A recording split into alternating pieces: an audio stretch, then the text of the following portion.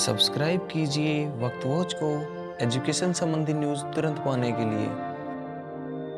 सभापति महोदय, किसी को भी कहो, कई तो हमारे साथी कह देंगे थर्ड ग्रेड टीचर है सभापति महोदय, बहुत से टीएसपी एरिया में कार्यरत हैं और आपने बैन लगा रखा है सभी सरकारों ने कि वहां से आप आ नहीं सकते, कि ये यहीं रहेंगे।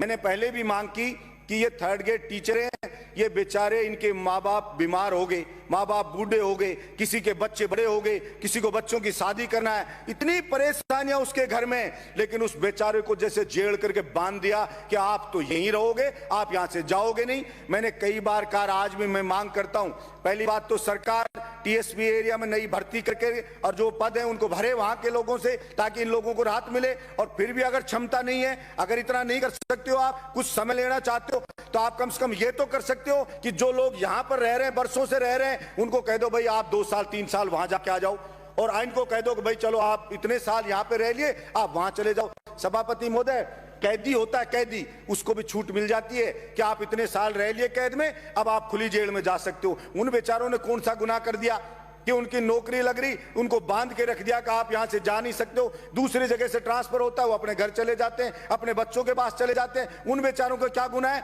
या क्या अलग अलग कानून होगा किसी व्यक्ति के लिए? जो एक व्यक्ति को सुविधा मिलती है ट्रांसफर की, अगर वो जा सकता है अपने घर जाने की, उसके लिए ऑनलाइन आवेदन आप मांगते हो, तो उसको बेचारा कोई देश का दुश्मन है क्या? आप उससे क्यों नहीं आवेदन मांगते हो? लेकिन हर कोई कह देता है नहीं नहीं, ये तो ततैये का छत्ता है, थर्ड ग्रेड नहीं करेंगे। अरे भाई, नहीं करोगे तो क्यों मंत्री बनते हो?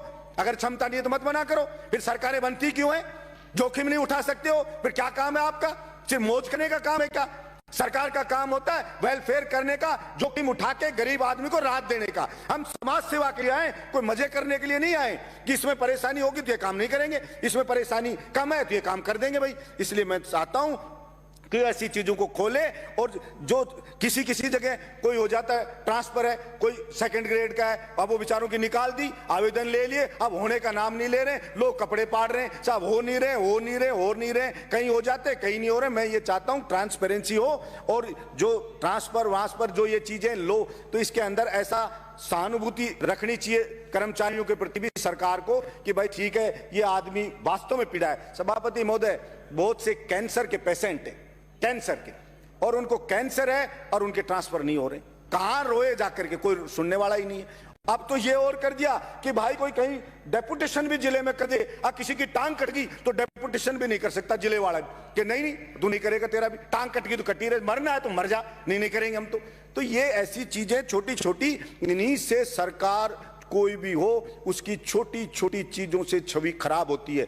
इसलिए आप बड़ा बड़ा काम कर रहे हो, और छोटी चीजों से अगर हमारी खराब हो, पहले वालों ने किया, पहले वालों ने ये सब किया तो जनता ने लात मार के भगा दिया, उनको बिठा दिया उनको साइड में। तो मैं मांग करता हूं कि हमारे को सरकार, आपको सरकार में बिठाया है, हम सबको यहां जिता के भेजा है, तो हम सबकी ये जिम्मेदारी बनती है कि हम उनकी अपेक्षाओं पे खरा उतरें। हम सबको, किसान ने, मजदूर ने, बेचारे जो मेहनत कस है, उसने बहुत ही आशा के साथ जिताया है, और हमारे जैसों को तो निर्दलीय जो पार्टियों को हरा के जिता कर भेजा है, तो बहुत ज्यादा हमसे अपेक्षाएं रखती है। और मैं ये मानता हूं कि इस विधानसभा में जो बात रखें उसको सरकार को गंभीरता से लेनी चाहिए, और इस परिपाटी को तोड़ना चाहिए कि साहब विपक्ष कहे या कोई दूसरा कहे तो हम उस बात को गंभीरता से नहीं लेंगे, और कोई हमारा आदमी कहे तो हम उस बात को गंभीरता से लेंगे। इसके साथ ही सभापति महोदय